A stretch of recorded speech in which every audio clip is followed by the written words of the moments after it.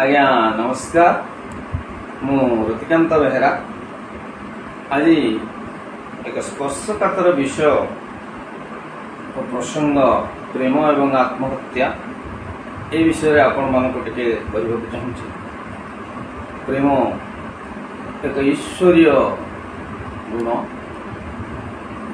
ଏକ ଅନନ୍ୟ ଅନୁଭବ।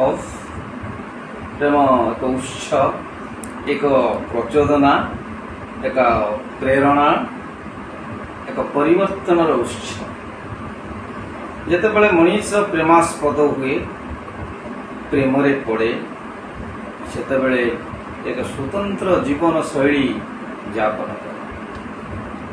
ଯେମିତି ପ୍ରେମ ହେଲେ ପୁତନାଟି ଯଶୋଦା ହୋଇଯାଏ, ଯେମିତି ପ୍ରେମ ହେଲେ ସୁପର୍ଣ୍ଣରେଖାଟିଏ ରାଧା ହୋଇଯାଏ, ଯେମିତି